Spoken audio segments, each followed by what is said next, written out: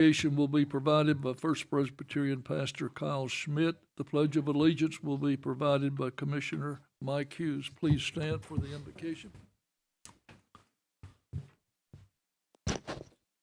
Let us pray. The gracious and living God, we come before you as a council, as a commission, as a people in need of you. Lord, there are storms of varying kinds on many fronts, and we know it is only through your power that we can accomplish anything.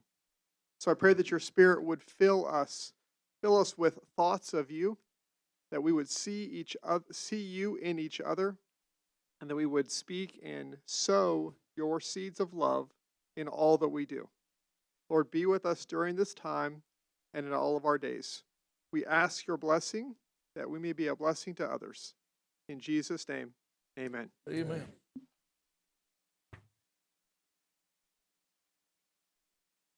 Pledge allegiance to the flag of the United States of America and to the republic for which it stands, one nation, under God, indivisible, with liberty and justice for all.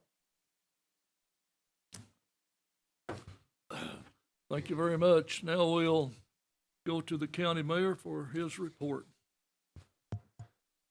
Thank you, Mr. Chairman. They only have one thing today. Again, this year we've been fortunate enough to receive from the Government Finance Officers Association that we've been awarded this Certificate of Achievement for Excellence in Financial Reporting to Bradley County for its annual comprehensive financial report for the fiscal year ended June 30th of 23. They're always a year behind. The report has been judged to meet the high standards of the program, which includes demonstrating a constructive spirit of full disclosure to clearly communicate its financial story and motivate potential users and user groups to read the report. This is the highest form of recognition in the area of governmental accounting and financial reporting, and its attainment represents a significant accomplishment by government and its management. Our current finance director was not here this morning, so I didn't have her to be here, but I wanted to go ahead and notify you all of that award once again. It's really a big deal that we've gotten for many years now. That's all I have, unless someone has something for me, Mr. Chairman. Thank you very much. Anyone have anything for the mayor? Thank you. I'd like to welcome Dr. Cash to be with us, and we'll now go to the reports from the committees and our districts. We'll start on our left with Commissioner Rogers, please. Thank you, Mr. Chairman. Nothing to report today. Commissioner Ledford. Thank you, Mr. Chairman. Just one item. I want to thank Tom Collins and his guys for getting school buses entering the highway, or entering the roadway on Cow Lake Lane. We've had some issues down there with the folks just kind of complaining there wasn't enough signs. So he's got me 2 signs up, school buses entering highway. So I just want to thank him and his boys for doing that work for us down there. Thank you, Mr. Chairman. That's all I have. Commissioner Slater, please. Thank you, Mr. Chairman. I have nothing to report today. Commissioner Goins. This district's doing well. I hear that Wildwood's getting ready to get paved. We'll see. That's all I have. Thank you. Commissioner Thompson. Nothing to report, Mr. Chairman. Commissioner Gilbert. Nothing to report. Commissioner Winters. Nothing from the 7th, Chairman. Commissioner Collins. All is well in the 3rd. Thank you, Mr. Chairman. Commissioner Blake. Thank you, Mr. Chairman. Real quick, the HCI committee will meet tomorrow at 5:30 in the commission conference room to plan for the next grant cycle. That's all I have. Thank you, Mr. Chairman. Commissioner Alford. Second district's doing well. Just Mr. Goins, they are paving. I was out through there the other day. You've really done a good job getting them on top of that. Thank you. That's all. Commissioner Hughes, please. Mr. Chairman, I have one thing to bring up that I'd gotten a call on complaints, and there's legally, I don't know that there's anything that be done, but she did ask me to bring it up during the commission meeting. If anyone has any ideas of something that would help this lady, it would be great. But she has a neighbor that has several dogs that basically a kennel next to her house, and she's complaining about them barking. Law enforcement's been involved. Pretty much everybody being involved has been involved, and just everybody has their hands tied at this point. But other than that, I have nothing else to report. Thank you. Commissioner Beatty. I have nothing to report. We'll now move along to the agenda items. Agenda item A, Commissioner Scott Gilbert. It's a letter to the Bradley County Legislative Delegation requesting consideration of Bradley County Healthcare and Rehab Center as a Veteran Affairs community care provider for Bradley County veterans. There's a letter on that Miss Lori Moultrie had helped me with, and I want to thank you for that, Lori. That was amazing. That's it. Agenda item B, Commissioner Howard Thompson. I'm sorry. I'd like to put that on the agenda to be Right. voted on for next week. Right. Mr. Chairman? I have Yes. a question regarding this. I spoke with Scott Oliver, our director over at the Bradley County Rehab Center, and for them to be able to become one of these, trying to find the wording here, community care program, a Veteran Affairs community care program, that would actually come through the VA hospital. And that I just would like to ask and request if we can add on our federal delegation to this letter as well to make sure that they are aware of it as well. So Marsha Blackburn, Chuck Fleischman, and also Senator Haggerty in their office as well to make sure. Are you making that in the form of a substitute motion? Do I? was just adding. Oh, I'm sorry, we don't. Yeah, I just would like to add that, Okay. that we would forward that to them, You if are- Commissioner Gilbert's okay with that, just to That'd get be it to great. as many Thank you. people as possible. We'll do that. Anything else? Agenda item B, Commissioner Howard Thompson. Mr. Chairman, it's a letter to Ocoee Utility District requesting an inquiry of a billing statement for service address 190 Stonebridge Lane Northeast. Chairman, what I'm going to do with that is, I know the letter's been written, and so I'm going to go to Ocoee Utility myself and talk to them on this situation and see if we can't get it straightened out. So we'll go from there. Thank you. If it can't be straightened out, the letter's already been written and it's ready to be voted on next week. Yes, sir. Agenda item C, Commissioner Josh Rogers. Thank you, Mr. Chairman. It's a resolution to rezone from FAR Forestry Agricultural Residential District to I-1 General Industrial District property located at Michigan Avenue Road and Wilkinson Road and identified by tax map 043 parcel 021.00. You can see this on pages 6 and 7 of your agenda packet today. I'd like to request that be placed on the agenda for next voting session. Any comments? So done. We'll now move along to communications. I'm sorry. Please.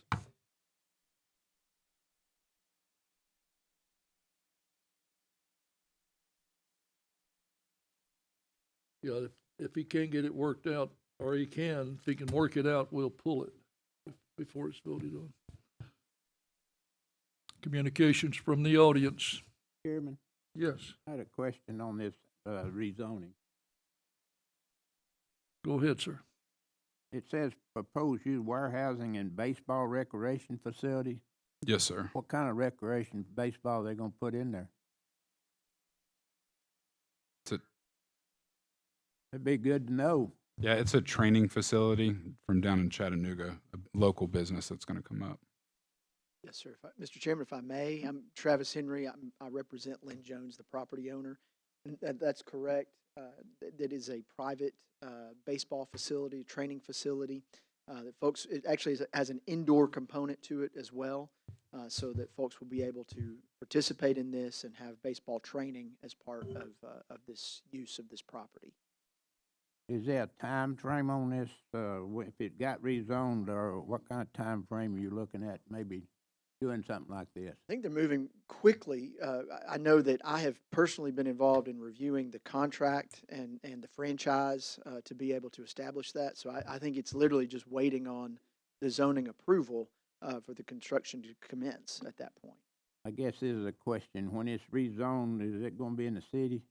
No, sir. It will They're remain gonna be in the county, or they gonna come back later and ask to be rezoned into the city? That is not part of our current request or current plan at this point. We're comfortable with this remaining in the county. And this involves several components. It involves the baseball facility. It involves component of potential warehouse space, but also has a residential component in the back part of this property as well. How many warehouses they gonna put in there? I believe it is limited to, the space was limited to 4 or 5, I think, is all that you could put there. We presented a site plan that was presented to the Planning Commission that includes those buildings specifically. 5 warehouses? Yes. How big an area is this baseball facility gonna take then? Cause you're looking at a pretty good piece of property. Yes, sir. The total property is 89 acres. Right. And I believe, I don't know the exact acreage. I think it probably is set forth on the site plan, exactly the size on that. But it's going to take, that's going to take 5 or 6 acres, I would say. Yeah, but we can get that specific. No plans for the rest of the acreage? Other than what's shown on the site plan at this point, that's all that we have right now. Bentley, would they have to come back and ask on the extra, and once we zone it, it's gonna be zoned that way? Yes. Thank you. Yes, sir. Thank you. Any other questions? Yeah, Commissioner Ledford. Thank you, Mr. Chairman. Mr. Berry, that property's already been denied by the city once, correct? Yes, sir. And so just to walk through the history of that, this was previously owned by the Calfees. They brought that request here, but it was not, the site plan was not provided. The intent and what we want to do was not included in that. The property was sold to Mr. Jones. Mr. Jones prepared a site plan. There was some communication issues with some of the surrounding property owners, particularly across the street. D.R. Horton has a development there. And so when it was presented to the city council, there was some objection from those property owners. Since that time, though, those property owners have acknowledged that they are in agreement with this request. D.R. Horton appeared at the planning commission meeting, and they acknowledged that they agree to this. And Lake Mantooth is involved in that development. He also has acknowledged that he's in agreement with this request as well. Yes, I watched that planning commission meeting. There was one lady here. Yes, sir. There at that meeting that was still objecting to that. Of Yes, course, sir. I don't even know that the lady, by my understanding, by what I heard, I don't even think she's a resident or lives here. That's right. She from my was a resident understanding. of California, and she flew in to object that. But the actual owners that live out there did not have an objection. Okay, thank you, Yes, Mr. sir. Berry. Mr. Chairman. Yes. I do have one question to ask you is, and this is probably too early on to ask this question, but as far as alternative for sewer service there or septic, do you guys have a plan for that? Because if you're going into, if sewer's going to have to be put there through the city will request or make you. My understanding is we are comfortable with where it currently is, that we are not going to need the city to extend sewer to this Okay. for us to be able to do what we want to do. That answers my question. Yes, Thank you. sir. Anyone else? Mr. Chairman. Yes. And just another clarifying point on this is that it did pass the planning commission unanimously. Anyone else? Thank you very much, sir. Thank you, Chairman. We'll now move along to communications from the audience. I'll recognize and allow 5 minutes for anyone wishing to talk. Yes, sir. We'll need your name. Good afternoon, Commissioners. My name is Bob Nipper. I live at 175 Moore Circle Road in District 1. I would like to thank Mr. Hughes for guiding me to Commissioner Mason, who guided me to Superintendent Collins at the Road Department. What I am petitioning here, I have a petition with over 80 names in that area for a 3-way stop sign system put up at the Moore Circle Road, Moore Road intersection. Mr. Mason's not here. I understand he is. Let's give it to Lori and she'll give it to Mr. Mason. Thank you, Mr. Chairman. Mr. Fry, that's all I've got. I just need to know who to hand this to. Has this already went through the road department or through the road committee? Thank you. I meant to bring that up. Remember, we talked on the telephone. I remember us Okay, talking. thank you. You informed me to call Mr. Mason. Yes. Mr. Mason informed me to contact Mr. Collins, his department. Mm-hmm. Mr. Collins' department sent a representative out there they came and done a survey or whatever they did, contacted me back and informed me that this intersection did not require a three-way stop. I got 82 names here that say different. Not only that, but within the next 4 to 6 years, some 20 new drivers, licensed drivers, will be on this intersection. So, The area that you're talking about, I know it very well, and you are correct, it's a growing area. At this moment, it may not require it, but it will shortly in the future. If need be, I don't mind to carry that and put it on the agenda for us to vote on next week. It'll have to be worded, or can we do that? Can't do that? No, so I can't do that. Well, somebody has a request, more or less, for us, not to actually force them to do something, but just do it as a request. That's actually what I was talking about. We could write a letter requesting it. Letters are us. So we can do that. If we can at least put on the agenda that we make a request by letter and then vote on that. Commissioners, I would like to stress this right here. I do know that Mr. Collins and his department is flooded with requests and with jobs already there, and I've informed everybody that has signed this petition. This is something that probably will not happen overnight. It probably happen 6, 7, 8, maybe a year later. So whenever he gets it appropriated funds and everything, I'll understand. My request is not, it's more or less just send a letter requesting him to look into it a little deeper. It's not meant to step on his toes, because that is his department, and we can't tell him what to do and what not to do, but we can ask. Thank you. So that's will be what basically the letter is. Would you like me to read what the petition says now? I think, go ahead. Petition reads, the residents of the Moore Road, Moore Circle Road intersections would like the Bradley County Road Department, and the Bradley County Commissioners to consider this petition. The residents would like a three-way stop sign system installed at this intersection due to the increase in housing and the flow of traffic. This request is for the safety investment of life and property. Sounds good. Thank you. Thank you. Yes, sir. Gentlemen, that's all, ladies. Thank you very much, Mr. Nipper. Thank you, sir. Yes, sir. Anyone else that would like to speak? Yes, sir.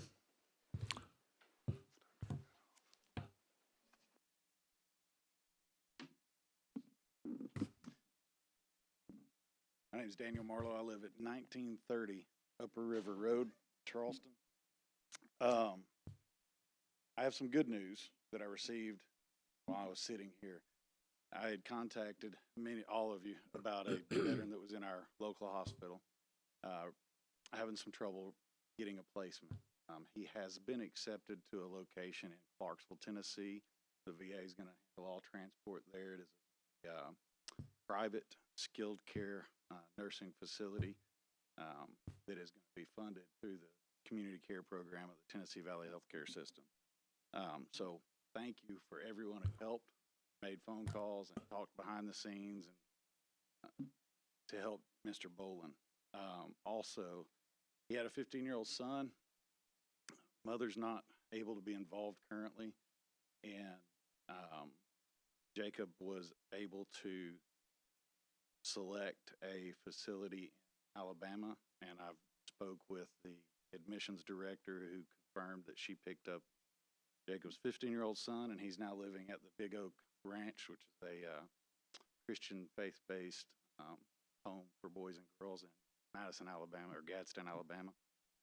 So we've accomplished a lot in a very short amount of time to help Mr. Bolin, and I sincerely thank you all for that. The Tennessee State Veterans Home, I've learned a lot through this process. There are a lot of things that I have questions about. I had a Zoom call with the executive director and his attorney Friday afternoon, and their executive assistant. I don't have a lot of numbers because they're not easily publicly accessible, as far as I can find, and I'm fairly crafty in locating things online. And I did find where Ed Harries consulted with the Little Hoover Commission of California, 2016, provided a spreadsheet that showed over $300 million of income and billing to insurance places over that 6-year period, and $169 million paid out to employee staffing.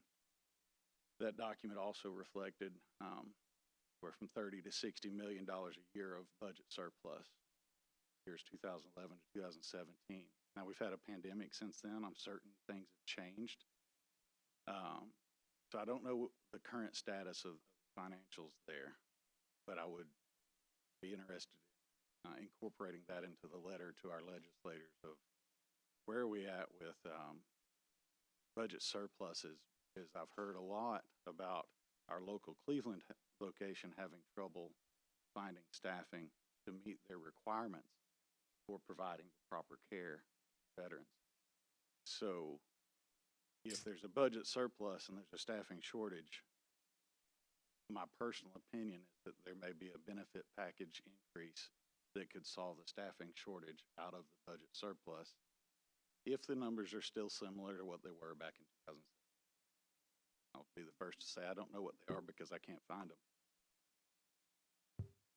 Also, the community care program. I think it's a wonderful idea to have our Bradley County-owned nursing home become a partner through the Tennessee Valley Healthcare System.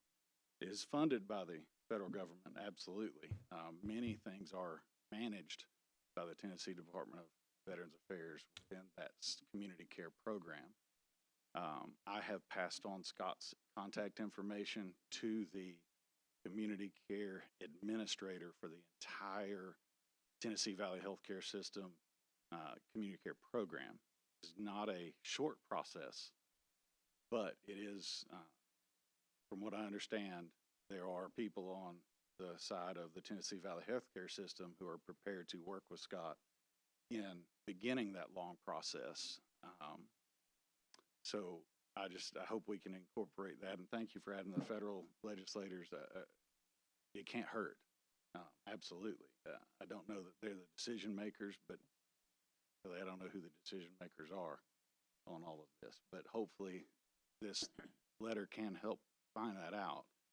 I've spoken to several people in the community who say, well, what's the letter going to do? Well, it's crafted very well, very specifically delivered to the right receivers. It can help a lot, I think. And I appreciate those conversations that I've had about that. So that's on my time, unless I may have a 90-second closeout. Anyone have any questions for Mr. Marlowe? My 90-second closeout. Commissioner to Winters. introduce someone else. Appreciate all of your work. Pardon my voice. I can't speak well. Thank you. What you've already done, you saved a military man that was dying here and sent him respectfully to a place that could take care of him. Thank you for what you do there. That was a lot of work.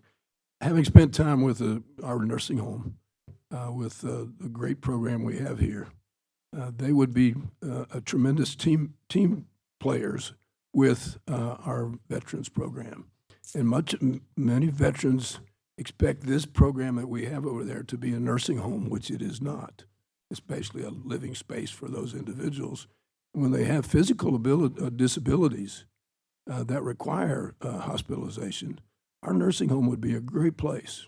Bradley Rehab, I spent almost 10 years on the board there. They're tremendous people.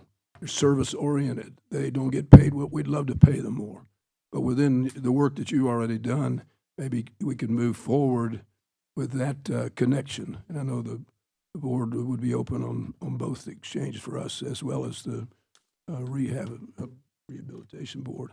So let's look at that. That's something that really should happen. Thanks for your hard work already. Thank you, Mr. Chairman. Anyone else?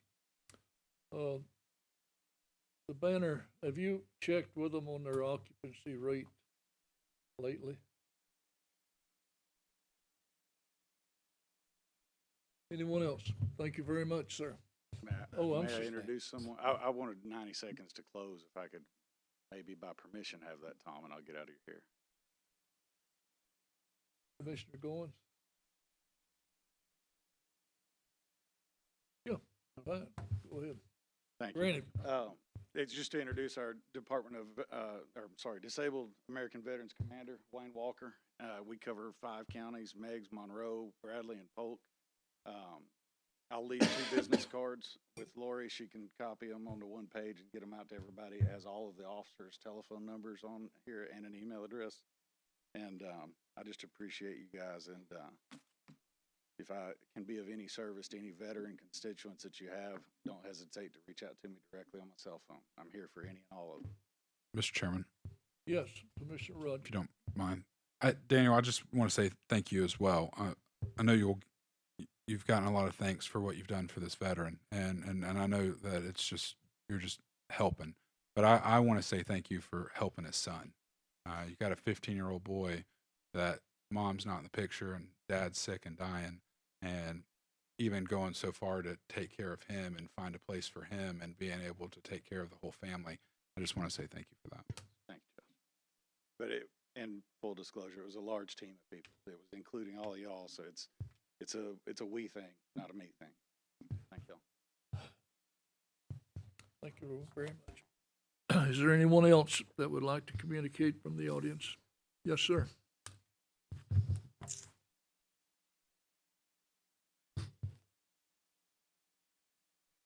How y'all doing? I've got a kind of a question and addressing an issue.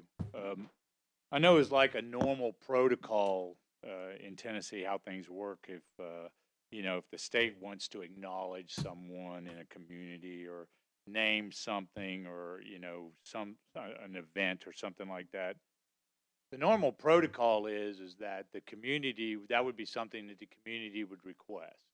So in that request, then generally that request would go to the commission or the constitutional body, and that body would vote on that resolution. And if the resolution passed, then that would be forwarded to the state legislature, maybe through the representatives or whatever that mechanism is. And so if this event doesn't happen in that manner, in other words, this is taken up by the state and voted as naming an event or naming anything, and that portion of it that's in the local community that's involved is never, there's no vote, there's no public notice, there's no anything, but this is just bypasses the local people, which I believe is a constitutional violation because it does impinge your right to redress of grievances. So, I find it interesting. Why would that be circumvented? Why would the local community be circumvented in this situation? And what I'm talking about here, and I've got copies of this state resolution, and I was made aware of this here just recently. And the problem with this is that the protocol wasn't followed. And when you read this, I would read it twice, because it is, to me, is alarming when you read what is on here, and then it ties the citizens of Bradley County. And I know there was no resolution passed because I did an open records request searching for that resolution that would have been voted on. So there's no request for a resolution. And so what we've done here is we've eliminated any public notice for this action. And also, I think you've limited the local people's redress of grievances, because the only way to have known that this was going to happen was that you would have had to have been in Nashville, because that's where the notice would have been given. There was no notice here because there was no vote here. I think in the current climate that we live in, that when you read this and understand that this is, to me, is alarming. I mean, and you take it in the context that it's written, it starts out kind of silly, but it gets actually much darker as you go.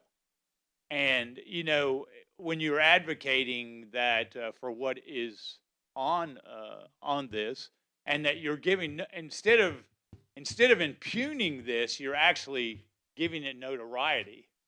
I think that's, to me, that's alarming. Do we not have enough child sex trafficking? Do we not have enough of these sort of situations, kidnapping, all the things that are in that resolution right there? Maybe that's why it was maybe that's why the community was bypassed in this. So I mean, I just found that alarming. Maybe you don't find it alarming, but I found it alarming, and everybody that I've showed that resolution to has also found that alarming. That it appears that we're advocating for this in some manner, and I don't advocate for that at all. There's nothing on there that to me that should be advocated for. And so anyway, that I'm just bringing public notice to that, and I think the correct action here that the county commission should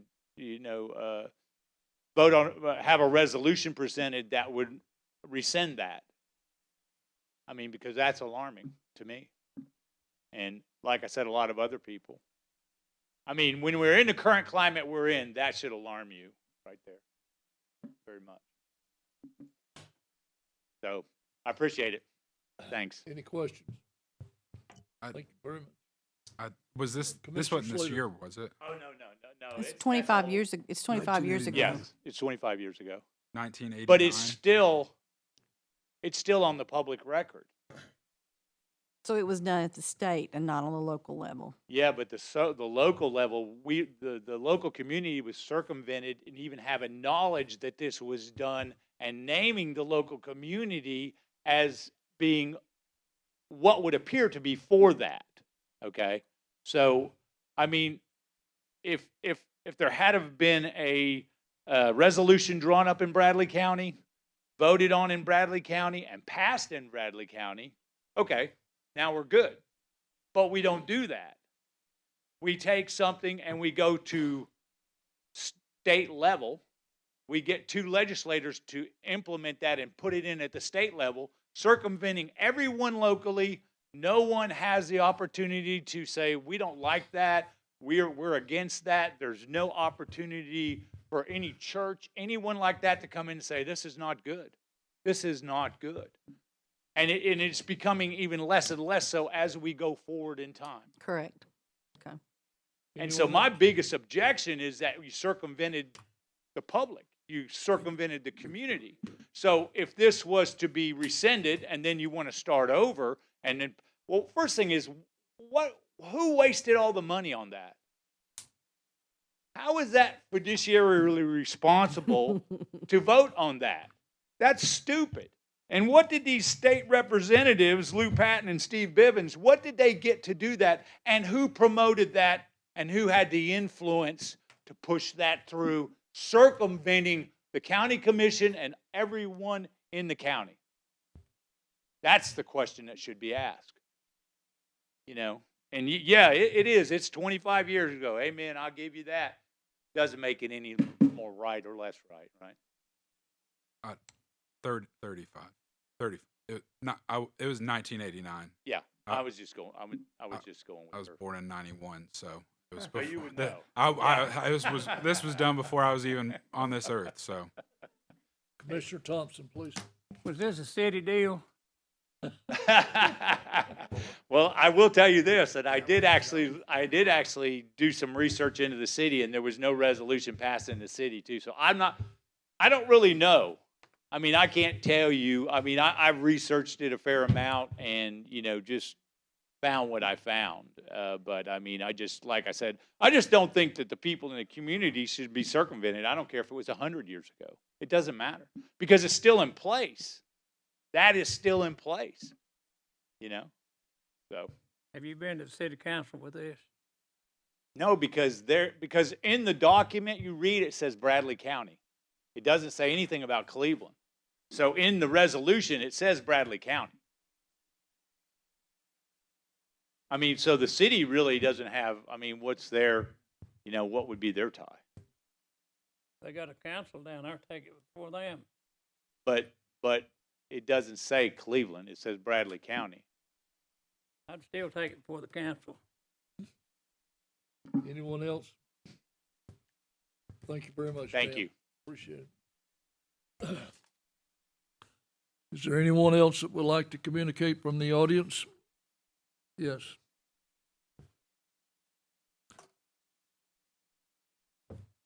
Deborah Gleason, District 4. I hope that you take this very seriously. I mean, I do. As Dan has stated, in view of what we are experiencing now in our community, we should not let something like this stand. It's official. It needs to be rescinded and taken off of the books. And that's just how serious I think it is. Thank you. Yes, ma'am. Addressing this resolution, we are fairly new to Tennessee, and when I came across someone mentioning that this is the Spirit County, I thought, wow, that is so terrific. Of course, I thought it was the Holy Spirit. It never occurred to me that it was a ghost, a spirit of Tall Betsy. And I had that same concern that fentanyl amongst Tennessee, I did write down a few things. Fentanyl deaths between 2015 and 21 in Tennessee increased by 1,578%. The total number of fatalities in 2023 was 714. Tennessee is ranked 3rd in the county for prescription drug abuse. I'm just addressing the darkness, the negativeness of what we are living in now, the deaths from hurricane and tornadoes and stuff. So I read about this Tall Betsy and, quote, if you're out at 10, she'll tuck you under her arm, eat you for breakfast, and dump your bones in the old well. And so, Halloween, and so on and so forth. But I just don't find that uplifting, encouraging. I just think I live in Bradley County, and I really don't like that name attached to Bradley County, the county that I live in now. Thank you. Commissioner Slater. Thank you, Mr. Chairman. Dan, since this was voted on at the state level, have you reached out to Senator Lowe or Representative Howe or Raper?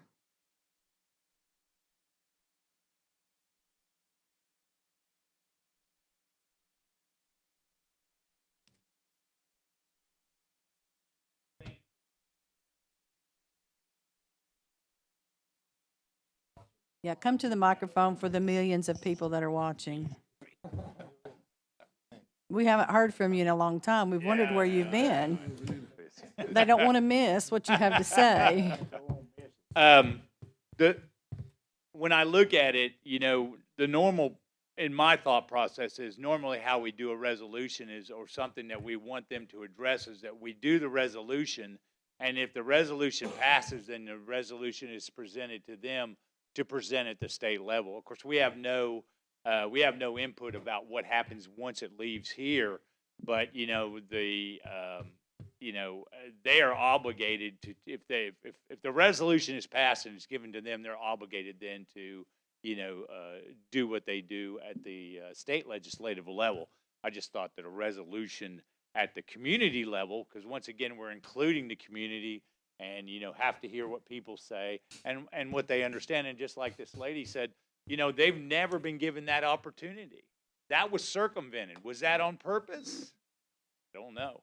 But it sure seems interesting that I've really never heard of this happening before here. I mean, I may have. I mean, Mayor Davis may know, but I've never actually seen where, there was a resolution passed decreeing something in a community, and the community never had any input on it. Never, as far as we know, as never had the opportunity to even look at it. But it just was, was hung on your head. I just wondered if you had any communication. No, I hadn't, because I thought, one thing at a time. Okay, thank you. I appreciate it. Anyone else? Thank you very much. Is there anyone else that would like to communicate from the audience, please? Thank you. We'll now move to the announcements. Next meeting, voting session, Monday, October the 21st at 12 p.m. TCI committee, October the 15th at 5:30, Commission Conference Room, HCI, I'm sorry. Zaxby's grand opening, October the 16th at 9 a.m. Ribbon cutting, the Antique Parlor, October the 17th at 11 a.m. Growth Study Committee, October the 17th at 4 p.m. in the Commission Room. Apple Festival, October the 19th at 10 a.m. Apple Festival, October the 20th at 1 o'clock. Ribbon cutting, Professional Sign Services, October the 21st at 9:30. We are adjourned.